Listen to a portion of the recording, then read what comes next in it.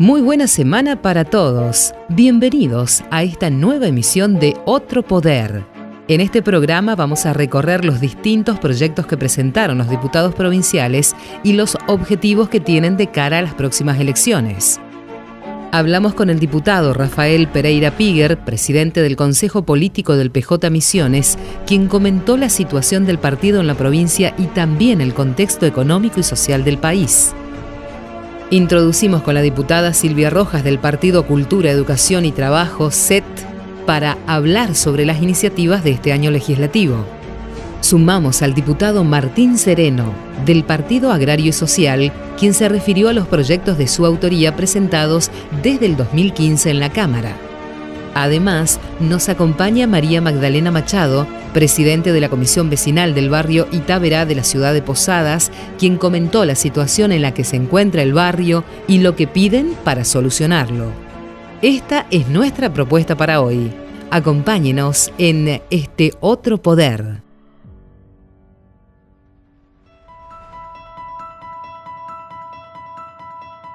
El jueves último hablamos con Rafael Pereira Piguer, presidente del Consejo Político del PJ Misiones y diputado por el Frente Renovador, quien se refirió a la situación provincial del Partido Justicialista, sobre todo a partir de la aparición de la expresidenta Cristina Fernández de Kirchner en una cumbre del PJ Nacional.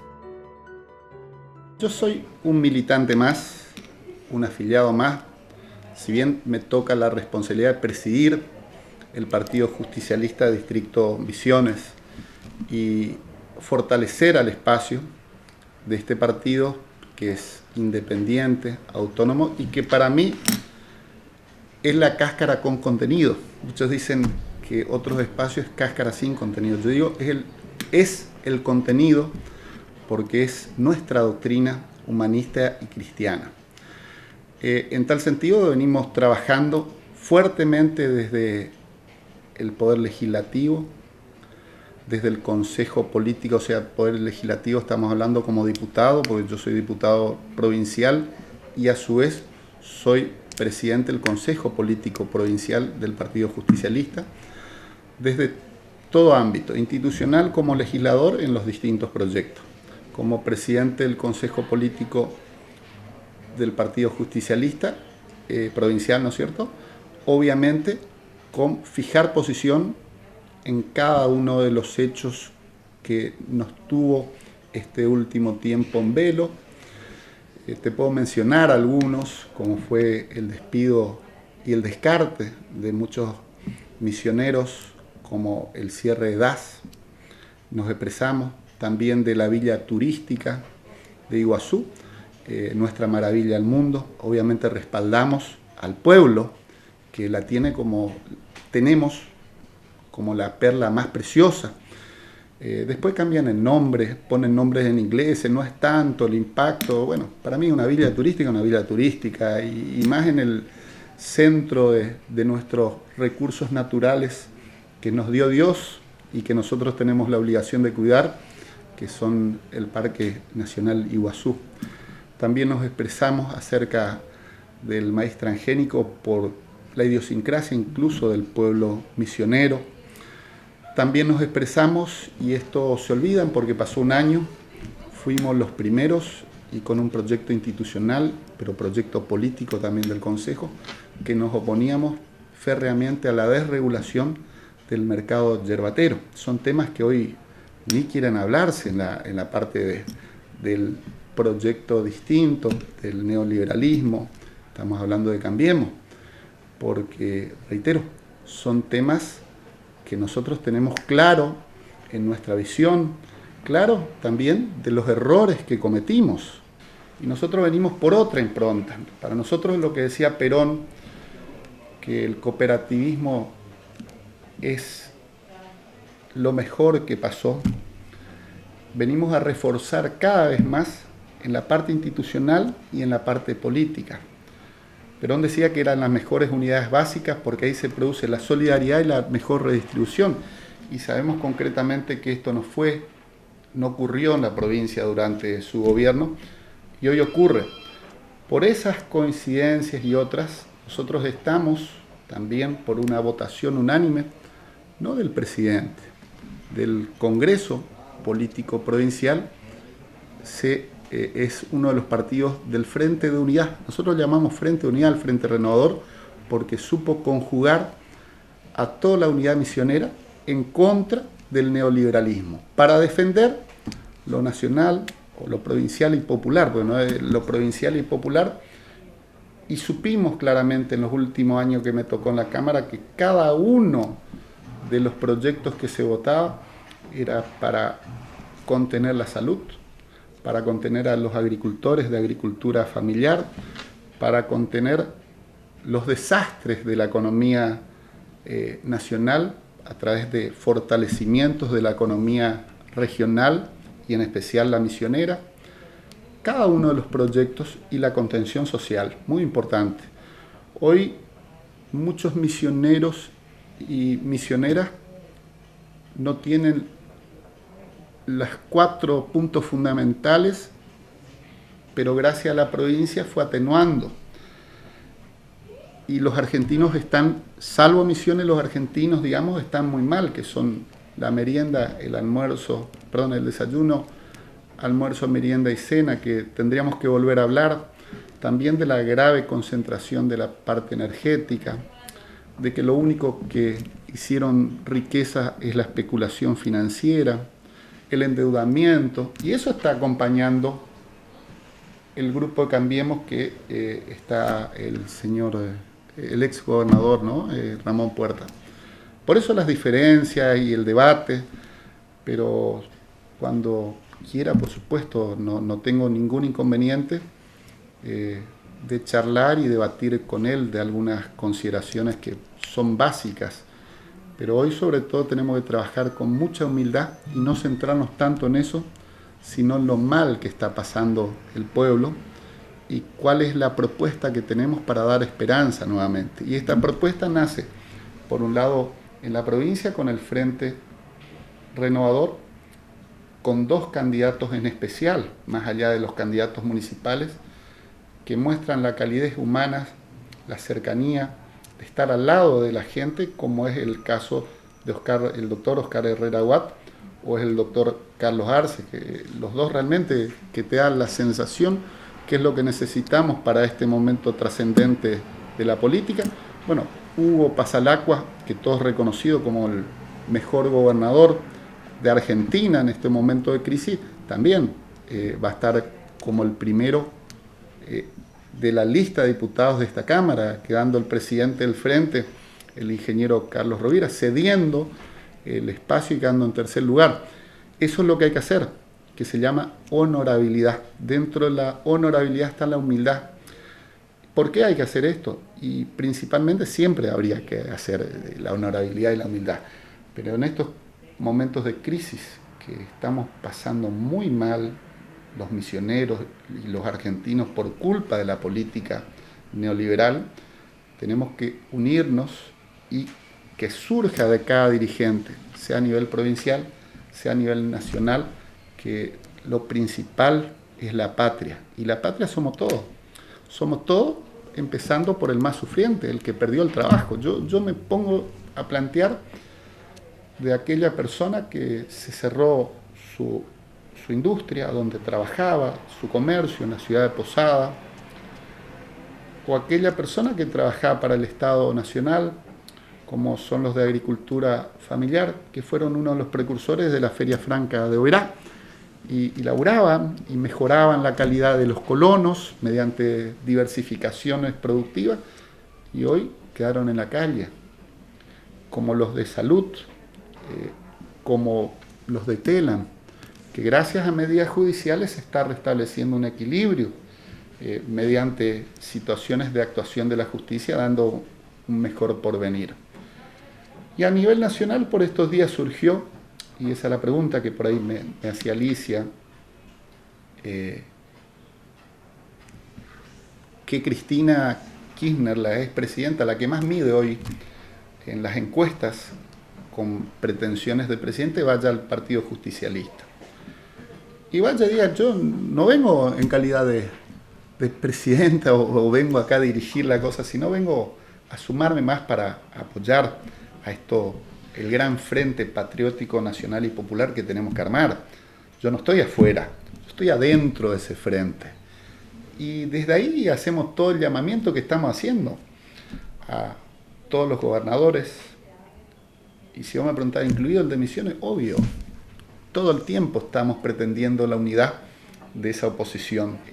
Estas diferencias que tienen que tener coherencia, que el resultado principal es tener, por ejemplo, la prioridad, como yo te vuelvo a repetir, es hoy el trabajo nacional argentino. Defender lo que se tiene, porque cada día se está cerrando otra empresa, y propender a que le vaya mucho mejor al sistema productivo nacional, no al especulativo, al productivo. Y ahí estamos todos, porque ese sistema productivo va a llevar como consecuencia la generación de empleo, esa generación de empleo que hace falta sobre todo en los jóvenes y sobre todo en los descartados, porque quedaron mucha gente por el camino. Cada día están, esa es la preocupación y prioridad en cada, como decía a Felipe, charlamos con Felipe Solá cuando vino, y en las charlas telefónicas que tenemos, en toda oficina pública tendríamos que tener un cartel: la prioridad es el trabajo argentino. Entonces no dictarse ninguna resolución, ni ninguna disposición, ni ninguna legislación que vaya en contra del trabajo argentino. En cambio, esta gente viene por otra cuestión. Si vos ves cómo cayó a nivel macroeconómico el PBI los últimos años, sí cayó mucho, pero lo peor fue la concentración, mayor concentración. Vos que estás escuchando, que pagás una tarifa hoy que no podés, de energía eléctrica, de agua, sobre todo el de agua está ligada a la energía eléctrica porque es el mayor componente. Y bueno, nosotros vemos, los que nos involucramos como presidente de la CELO y demás, que eso se va a poquitos generadores.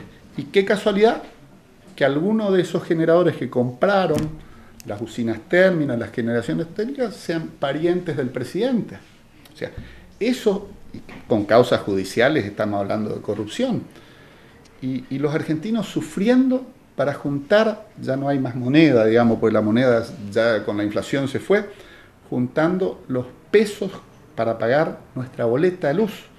Y que decían que esto va a traer, no podemos poner más subsidio. Pierde más el Estado, o sea, más subsidio y más enriquecimiento de un grupo privilegiado dentro del poder. Entonces nosotros tenemos que ver de lo que viene también a nivel nacional, y que vienen los grandes acuerdos en serio, no con puntos limitados y Durán Barba de por medio. Los acuerdos serios del nuevo gobierno después del 10 de diciembre. Y yo estoy seguro que el que sea del frente opositor el candidato a presidir los destinos de Argentina, va a tener que hacer un acuerdo de tarifas. No podemos pagar lo que estamos pagando energía. Estamos hablando en la parte social, pero en la parte productiva también. Vamos a tener que renegociar eso que se dice, bueno, la energía tiene que ser dolarizada. Bueno, ¿para quién? Para unos pocos empresarios. Y el pueblo cobra en peso, un peso devaluado. No, de ninguna manera. Renegociar también los peajes. El peaje tiene que ser dolarizado. ¿Y quién dijo que tiene que ser dolarizado? Si los principales componentes, los recursos humanos y todos son nacionales. Tenemos que empezar a tejer un nuevo tejido social a reconstruir de vuelta la patria. Y en eso tenemos que estar todos. Por eso lo que yo pido desde el Distrito Misiones es la unidad.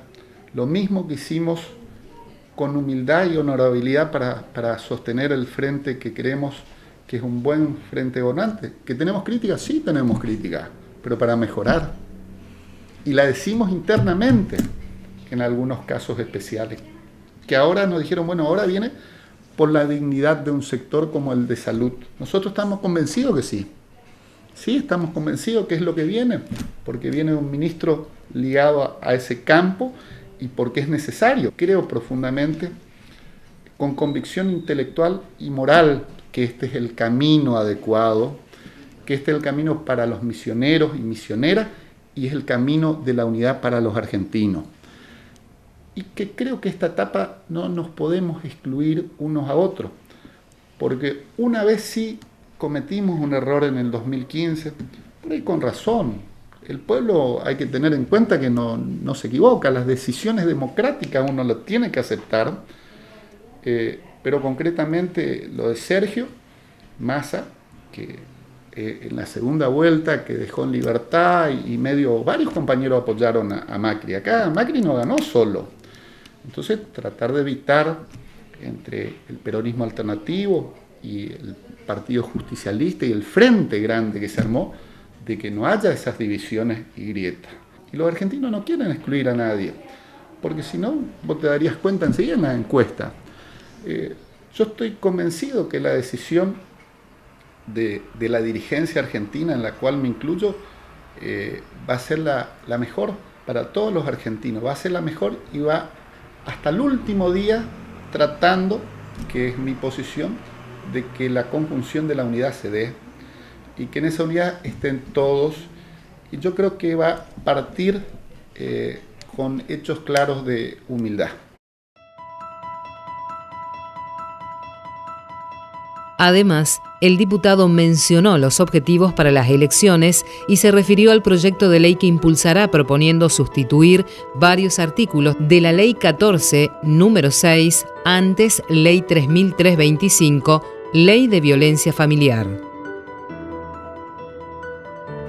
La verdad que me gusta más trabajar en los proyectos de ley, si bien los otros de comunicación o declaración son muy importantes porque fijan un posicionamiento político en las cuestiones que te contaba, villa turística, transgénicos, descarte de empleados. En el día de hoy voy a presentar un proyecto que ha colaborado mucho la asesora Marcela Pellegrini, quien me asesora, que tiene más de 20 años, no es que yo le designé en la Cámara, porque entonces, no, hace 20 años que viene trabajando en planta permanente de esta Cámara, en el cual nosotros hicimos un repaso de lo que es la ley que conocen, la 3325, antes conocíamos nosotros, hoy es la ley 14, número 60, si mal no recuerdo, que es la ley de violencia familiar. Esta ley que va a tener 14 años, perdón, más, 20 años, a los 11 se reformó y hoy necesita una nueva reforma, ateniéndonos a la reforma del Código Civil y Comercial de la Nación, lo que hoy se concibe como la familia, algo más integrativo, y en ese aspecto también incluir decretos reglamentarios, transformarlos en ley, también medidas de protección de las personas que hacen las denuncias para que entiendan las medidas, la línea 137, la articulación que esté plasmado en una ley, se incorporan artículos, incluso se amplían y se especifican la legitimación activa, quién puede hacer la denuncia y contra quién, la competencia, y establecer conceptualmente qué es violencia familiar de un hecho aislado. Creo que es un proyecto, una ley, una modificación necesaria, teniendo en cuenta lo bueno que fue para los misioneros hace 21 años atrás empezar a tener una ley de violencia familiar, donde hoy se ve la cuestión de género, donde también la crisis económica nacional lleva a la crisis social. La otra vez venía un especialista, vino a la Cámara, que hablaba de economía doméstica y decía que en Estados Unidos o en América el 47% de los casos, muchas veces de rupturas matrimoniales o crisis que llevan a la violencia, son de situaciones económicas y sociales. Entonces, teniendo en consideración esto, me parece que han pasado 11 años de la última reforma y como esto fue dinámico en el último tiempo, tenemos que tender a proteger aún más a la familia, pero también a los integrantes de la familia, ¿no? A los menores, a los niños adoptivos, que son hijos igual, o sea, no hay ninguna discriminación, y sobre todo a la mujer, teniendo en cuenta, y yo creo que ustedes saben, mi compromiso también con las mujeres que sufren violencia, y tenemos que poner un límite, que ya hay legislación penal, pero también en la legislación para que no llegue a la configuración de un delito de la naturaleza que después vemos asustado, azorado, pero los legisladores tenemos que comprometernos a prevenir esas situaciones y creo que ese proyecto que vamos a presentar hoy, presentamos otros que también son de importancia, pero creo que este año y otro que es de mi interés de presentar un proyecto de ley de mediación obligatoria, quiero decirlo porque muchos colegas no van a estar de acuerdo. Yo creo que nosotros tenemos que resolver el conflicto y hoy el conflicto social se agravó, entonces con una mediación obligatoria